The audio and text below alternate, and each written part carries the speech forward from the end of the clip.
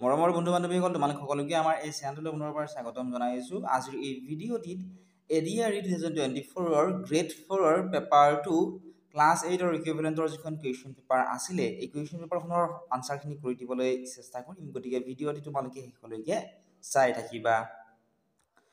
1 number কুৱেশ্যনটি আছিলে which of the following countries does Brazil not share international boundary with, অৰ্থাৎ নিম্নলিখিত কোনখন দেশৰ সৈতে ব্ৰাজিলে আন্তৰ্জাতিক সীমা স্পৰ্শ নকৰে। অপশ্যনবোৰ চোৱাচোন। অপশ্যন এ আছিলে Chile, option B Argentina, option C Paraguay, option number ডিত আছিলে পেৰু। এই অপশ্যনবোৰৰ ভিতৰত কাৰেক্ট এনচাৰটি হ'ব অপশ্যন নম্বৰ 8 থকাটো চিলি। চিলি দেশৰ সৈতে ব্ৰাজিলে আন্তৰ্জাতিক সীমা স্পৰ্শ নকৰে। এতিয়া চাওঁ আহা আমি 2 নম্বৰ প্ৰশ্নটি আছিলে who is considered as the father of the zero', কোনগৰাকী ব্যক্তিক শূন্যৰ জনক ৰূপে বিবেচনা কৰা হয়। অপশ্যন এ আছিলে Chitragupta, option B Brahmadatta, option C Varahamihira, option number ডিত আছিলে আৰ্যভট্ট। এই অপশ্যনবোৰৰ ভিতৰত কাৰেক্ট আনচাৰটি হৈছে অপশ্যন নম্বৰ ডিত থকাটো আৰ্যভট্ট। আৰ্যভট্টক শূন্যৰ জনক ৰূপে বিবেচনা কৰা হয়। এতিয়া চাওঁ আহা আমি প্ৰশ্ন নম্বৰ 3। প্ৰশ্নটি আছিলে between which two major water bodies does the সুৱেজ কেনেল লাই, অৰ্থাৎ সুৱেজ খাল কোন দুটা প্ৰধান জলভাগৰ মাজত অৱস্থান কৰে। অপশ্যন এ আছিলে Mediterranean C and Atlantic C, অৰ্থাৎ ভূমধ্য সাগৰ আৰু আটলান্টিক মহাসাগৰ। অপশ্যন বিত আছিলে Atlantic ocean and Pacific ocean, অৰ্থাৎ আটলান্টিক মহাসাগৰ আৰু প্ৰশান্ত মহাসাগৰ। অপশ্যন চিত আছিলে Mediterranean C and red C, অৰ্থাৎ ভূমধ্য সাগৰ আৰু লোহিত সাগৰ। অপশ্যন নম্বৰ ডিত আছিলে Arabian sea and Bay of Bengal, অৰ্থাৎ আৰৱ সাগৰ আৰু বংগোপসাগৰ। Question number 3 option number C হ'ব কাৰেক্ট এনচাৰ। সুৱেজ খালে ভূমধ্য সাগৰ আৰু লোহিত সাগৰ এতিয়া জলভাগৰ মাজত অৱস্থান কৰে। এতিয়া চাওঁ আহা আমি প্ৰশ্ন নম্বৰ 4টো। প্ৰশ্নটি আছিলে the Azan Pir Dargah is located in which district of Assam, অসমৰ কোনখন জিলাত আজাৰ পীৰৰ দৰগাহ অৱস্থিত। অপশ্যন এ আছিলে Dhemaji, option B Sivasagar, option C Jorhat, option number ডিত আছিলে Dibrugarh. Question number 4 option number B হ'ব কাৰেক্ট এনচাৰ। আজান পীৰৰ দৰগাহ অসমৰ শিৱসাগৰ জিলাত অৱস্থিত। এইখিনিতে এটা কথা জনাব বিচাৰিছোঁ যে যিসকল বন্ধু বান্ধৱী এডিআৰই 3.0 কাৰণে প্ৰিপেৰেশ্যন কৰি আছে তোমালোকে আমাৰ পেইড টেলিগ্ৰাম গ্ৰুপত জইন কৰিব পাৰা। তাত যদিহে জইন কৰা তোমালোকে 17,000 প্লাছ MCQ, 1,000 প্লাছ PDF, লগতে তোমালোকে এপ এণ্ড টেলিগ্ৰাম পেইড গ্ৰুপৰ ছাবস্ক্ৰিপশ্যন পাবা, য'ত তোমালোকে 1 ইয়াৰলৈকে নোটছ এণ্ড PDF সমূহ পাই থাকিবা। লগতে প্ৰিভিয়াছ ইয়াৰৰ সকলো কুৱেশ্যন পেপাৰৰ লগতে আনচাৰ কি তোমালোকে তাত পাই যাবা। এতিয়াই তোমালোকে ডেছক্ৰিপশ্যনত দিয়া লিংকত ক্লিক কৰি আমাৰ এপটো ডাউনলোড কৰি লোৱা। এতিয়া চাওঁ আহা আমি নেক্সট প্ৰশ্নটো। প্ৰশ্ন নম্বৰ 5 প্ৰশ্নটি আছিলে হু ডিস্কভাৰ্ড পেনিচিলিন, অৰ্থাৎ পেনিচিলিন কোনে আৱিষ্কাৰ কৰিছিল। অপশ্যন এ আছিলে এডৱাৰ্ড জেনাৰ, অপশ্যন নম্বৰ বিত আছিলে আলেকজেণ্ডাৰ ফ্লেমিং, অপশ্যন চিত আছিলে লুই পাষ্টাৰ, অপশ্যন নম্বৰ ডিত আছিলে Isaac Newton. Question number 5 option number B হ'ব কাৰেক্ট এনচাৰ। আলেকজেণ্ডাৰ ফ্লেমিঙে পেনিচিলিন আৱিষ্কাৰ কৰিছিলে। এতিয়া চাওঁ আহা আমি কুৱেশ্যন নম্বৰ 6টো।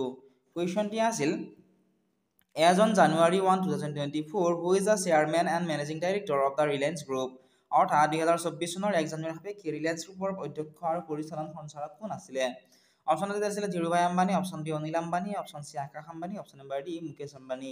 কুৱেশ্যন নম্বৰ 6ৰ option number D correct answer হ'ব। 2024 চনৰ 1 জানুৱাৰী সাপেক্ষে ৰিলায়েন্স গ্ৰুপৰ অধ্যক্ষ আৰু পৰিচালন সঞ্চালক আছিলে মুকেশ আম্বানী। এতিয়া চাওঁ আহা আমি কুৱেশ্যন নম্বৰ 7টো। কুৱেশ্যনটি আছিলে the 2024 summer Olympics was held in, 2026 বৰ্ষৰ গ্ৰীষ্মকালীন অলিম্পিক ক'ত অনুষ্ঠিত হৈছিল। অপশ্যন এত আছিলে টকিঅ'ত, অপশ্যন নম্বৰ বিত আছিলে লণ্ডনত, অপশ্যন চিত আছিলে পেৰিছত, অপশ্যন নম্বৰ ডিত আছিলে ছিউলত। কুৱেশ্যন নম্বৰ 7ৰ অপশ্যন চি কাৰেক্ট এনচাৰ হ'ব। 2024 বৰ্ষৰ গ্ৰীষ্মকালীন অলিম্পিক অনুষ্ঠিত হৈছিলে পেৰিছত। কুৱেশ্যন নম্বৰ 8টো তোমালোকে চোৱাচোন। কুৱেশ্যনটি আছিলে by which community of Assam is the Tusu puja celebrated, Tusu puja অসমৰ কোন জনগোষ্ঠীয়ে পালন কৰে। অপশ্যন এত আছিলে টাই আহোম, অপশ্যন বিত আছিলে Sonowal Kachari, option C tea garden community অৰ্থাৎ চাহ জনগোষ্ঠী, অপশ্যন নম্বৰ ডিত আছিলে কাৰ্বি। কুৱেশ্যন নম্বৰ 8ৰ অপশ্যন নম্বৰ চি হ'ব কাৰেক্ট এনচাৰ। টুচু পূজা অসমৰ চাহ জনগোষ্ঠীয় লোকসকলে পালন কৰে। গতিকে অপশ্যন চি হ'ব এই কুৱেশ্যনটিৰ কাৰেক্ট এনচাৰ। এতিয়া চাওঁ আহা আমি কুৱেশ্যন নম্বৰ 9টো। কুৱেশ্যনটি আছিল Arjun award is awarded for excellence in, অৰ্থাৎ কোন ক্ষেত্ৰত শ্ৰেষ্ঠত্ব প্ৰদৰ্শনৰ বাবে অৰ্জুন বঁটা প্ৰদান কৰা হয়। অপশ্যন এত আছিলে স্পৰ্টছ অৰ্থাৎ ক্ৰীড়া, অপশ্যন বিত আছিলে চিনেমা, অপশ্যন চিত আছিলে লিটাৰেচাৰ অৰ্থাৎ সাহিত্য, অপশ্যন নম্বৰ ডিত আছিলে ট্ৰাইবেল আৰ্ট অৰ্থাৎ জনজাতীয় চিত্ৰকলা। কুৱেশ্যন নম্বৰ 9ৰ অপশ্যন নম্বৰ এ হ'ব কাৰেক্ট এনচাৰ। ক্ৰীড়া ক্ষেত্ৰত শ্ৰেষ্ঠতা প্ৰদৰ্শনৰ বাবে অৰ্জুন বঁটা প্ৰদান কৰা হয়। কুৱেশ্যন নম্বৰ 10টো তোমালোকে চোৱাচোন। কুৱেশ্যনটি আছিল Leonardo da Vinci was from which country Leonardo da Vinci কোনখন দেশৰ আছিলে অপশ্যন এত আছিলে ফ্ৰান্স অপশ্যন বিত আছিলে জাৰ্মানী অপশ্যন চিত আছিলে ইংলেণ্ড অপশ্যন নম্বৰ ডিত আছিলে Italy question number 10 option number D হ'ব correct answer Leonardo da Vinci ইটালীৰ আছিলে গতিকে option number D correct answer হ'ব কুৱেশ্যন নম্বৰ 11 টো আমি চাওঁ আহাচোন কুৱেশ্যনটি আছিলে which of the following is a hill district of Assam নিম্নলিখিতসমূহৰ কোনখন অসমৰ এক পাৰ্বত্য জিলা কুৱেশ্যন নম্বৰ 11 অপশ্যনবোৰ চোৱাচোন অপশ্যন এত আছিলে কাছাৰ অপশ্যন বিত আছিলে ডিমা হাছাও অপশ্যন চিত আছিলে কৰিমগঞ্জ অপশ্যন নম্বৰ ডিত আছিলে গোলাঘাট অপশ্যনবোৰৰ ভিতৰত option number B correct answer হ'ব ডিমা হাছাও হৈছে অসমৰ এখন পাৰ্বত্য জিলা কুৱেশ্যন নম্বৰ 12 টো আমি চাওঁ আহাচোন কুৱেশ্যনটি আছিলে who is known as the iron man of India কোনগৰাকী ব্যক্তিক ভাৰতৰ লৌহ মানৱ বুলি জনা যায় অপশ্যন এত আছিলে মহাত্মা গান্ধী অপশ্যন বিত আছিলে চৰ্দাৰ বল্লভভাই পেটেল অপশ্যন চিত আছিলে ঈশ্বৰ চন্দ্ৰ বিদ্যাসাগৰ অপশ্যন নম্বৰ ডিত আছিলে ৰাধা গোবিন্দ বৰুৱা এই অপশ্যনবোৰৰ ভিতৰত কাৰেক্ট যিটো অপশ্যন সেয়া হ'ব অপশ্যন নম্বৰ বিত থকাটো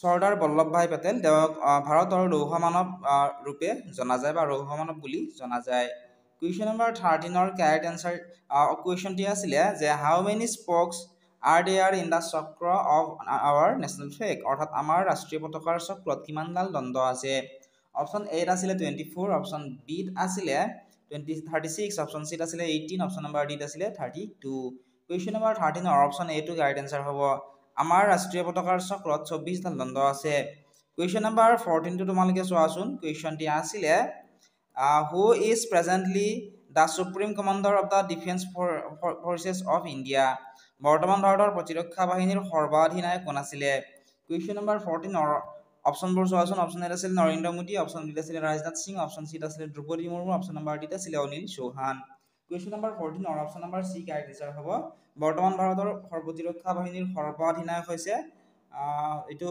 দ্ৰৌপদী মুৰ্মু হ'ব লাগে তথাপিও এটো মোৰ কনফিউজ আছে তোমালোকে কমেন্ট সেকশনত জনাবা ঠিক আছে নেক্সট কুৱেশ্যনটি আমি চাওঁ আহাচোন কুৱেশ্যন নম্বৰ 15 টো কুৱেশ্যনটি আছিলে এনে ধৰণৰ as on 1st January 2024 which two countries are at war 2024 বৰ্ষৰ 1 জানুৱাৰী সাপেক্ষে কোন দুখন দেশ যুদ্ধৰত হৈ আছিল অপশ্যন এ আছিল ইজৰাইল আৰু সৌদি আৰবিয়া অপশ্যন বি আছিল ৰাছিয়া আৰু ইউক্ৰেইন অপশ্যন সি আছিল ইণ্ডিয়া আৰু পাকিস্তান অপশ্যন ডি আছিল নৰ্থ কোৰিয়া আৰু Vietnam question number 15 option B টো ৰাইট আনসাৰ হ'ব 2024 চনৰ 1 জানুৱাৰী সাপেক্ষে ৰাছিয়া আৰু ইউক্ৰেইনৰ মাজত কি হৈছিল তেতিয়া যুদ্ধ হৈ আছিল নেক্সট প্ৰশ্নটো আমি চাওঁ আহাচোন প্ৰশ্ন নম্বৰ 16 টো প্ৰশ্নটি আছিলে এনে ধৰণৰ which of the following countries has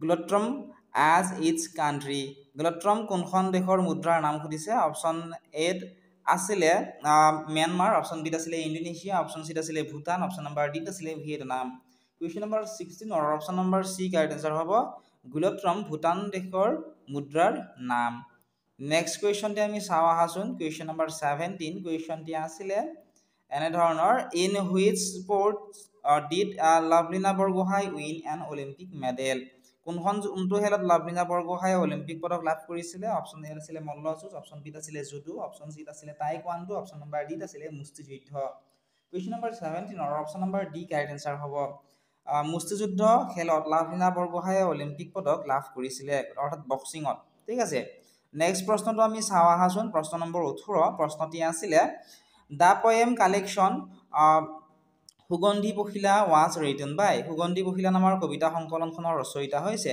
option A আছিল Navakanta Barua option B Hiren Bhattacharya option C Nirmal Prabha Bordoloi option D আছিল Nalinidhar Bhattacharya question number 18 correct আনসাৰটি হৈছে অপশ্যন নম্বৰ বি থকাটো সুগন্ধি পখিলা নামৰ কবিতা সংকলনৰ ৰচয়িতা হৈছে হীৰেণ ভট্টাচাৰ্য কুৱেশ্যন নম্বৰ 19 তোমালোকে চোৱাচোন কুৱেশ্যনটি আছিল which sports is the term ring associated with ring শব্দটো কোনবিধ খেলৰ সৈতে জড়িত কুৱেশ্যন নম্বৰ 19 অপশ্যনবোৰ চোৱাচোন অপশ্যন এ আছিল বক্সিং অৰ্থাৎ মুষ্টিযুদ্ধ অপশ্যন বি আছিল ফুটবল অপশ্যন চি আছিল সুইমিং অৰ্থাৎ সাঁতোৰ অপশ্যন ডি আছিল ভলিবল ৰিং শব্দটো মুষ্টিযুদ্ধৰ সৈতে জড়িত গতিকে অপশ্যন এ হ'ব লাগে এই কুৱেশ্যনটিৰ কাৰেক্ট আনসাৰ নেক্সট প্ৰশ্নটো আমি চাওঁ আহাচোন প্ৰশ্ন নম্বৰ 20 প্ৰশ্নটি আছিল which of the following movies was not made by Bhabendranath Saikia নিম্নলিখিত কোনখন ছবি ভবেন্দ্ৰনাথ শইকীয়াদেৱে ৰচনা কৰা নাছিল অপশ্যনবোৰ আছিলে এ কৃষ্ণচূড়া বি অগ্নিষ্টম সি কোলাহল ডি সন্ধ্যাৰাগ